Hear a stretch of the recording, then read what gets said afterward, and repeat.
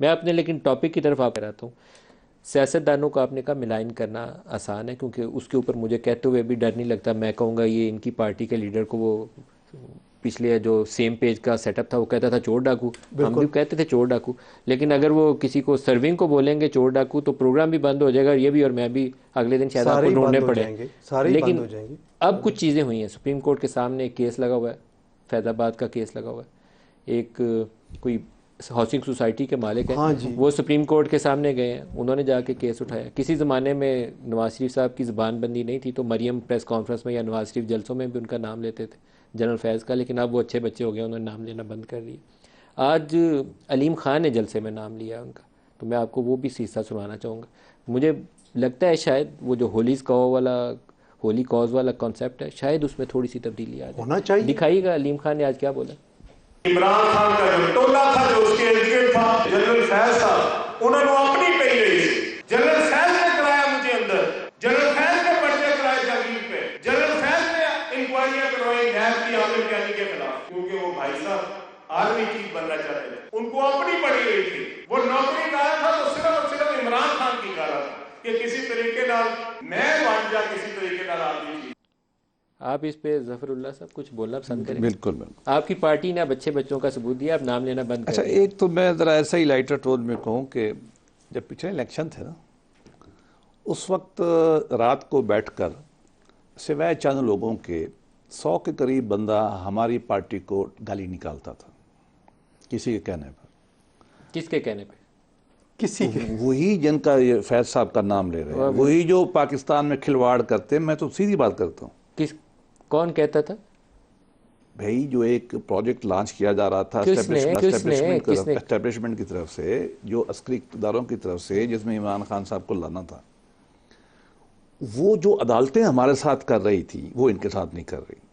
میں نہیں کہہ رہا کہ وہ اس وقت ٹھیک تھا، غلط ہے. یہ تبدیلی ضرور آئی ہے. جیسے شوکت صدیقی نے جو الزامات عائد وہ کیے بالکل صحیح تھے. اس سے آگے یار اس کو جو چھوٹی سی بات ہے نا، سپریم کورٹ میں کیا ہو رہا تھا ابھی آپ کو اب چند دنوں میں پتہ چل جائے گا جو کچھ ہوتا تھا. لیکن اب وہ نہیں ہے. تھوڑا سا ایک حساب سے لائٹر ٹون میں بہتر ہے. جو آپ نے بات کی نا، دیکھیے ایک بات میں یہ کہتا ہوں کہ پاکستان کا مسئلہ صرف سیاسی نہیں ہے، جس کی طرف انہوں نے بھی اشارہ کیا. مجھے یہ بتائیے کہ پاکستان کی علم کے جو ادارے ہیں، جو پروفیسرز ہیں، ان میں اسکالرشپ ہے؟ آنسر از نو. پاکستان کے کتنے پروفیسر جو ہارورڈ میں جا سکتے ہیں؟ آنسر از نو. پاکستان میں کتنے انجینئر ہیں جو ورلڈ کلاس پروجیکٹ بنا سکتے ہیں؟ آنسر از نو. کیا پاکستان کا میڈیا جو ہے، پی ٹی وی جو ہے، کیا یہ بی بی سی ہے؟ آنسر از نو. کیا ہمارے جو ریسرچ سینٹرز ہیں، آر ڈی جو ہوتی ہے، وہاں کچھ ہوتا ہے؟ آنسر از نو. ہمارا یہ وجودی بحران ہے. میں یقیناً کہتا ہوں کہ اس میں بنیادی غلطی شاید ہمارے انٹلیکچوئل ایلیٹ اور پولیٹیکل اور ملٹری ایلیٹ کی ہوگی. 3 ایلیٹس میں، یہ مذہبی ایلیٹ، 4 ایلیٹ آپ شامل کر لیں، ان کی ہوگی. لیکن یہ نظام ہمارا سارا بیٹھ چکا ہے، صرف سیاست نہیں بیٹھا.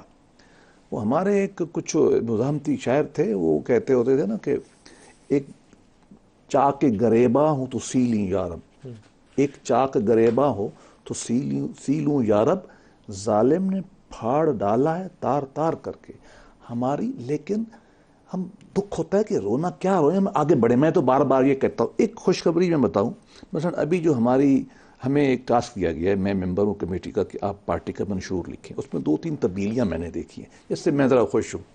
ایک تو منصور کمیٹی نے خواتین 1/3 ہم لائے ہیں.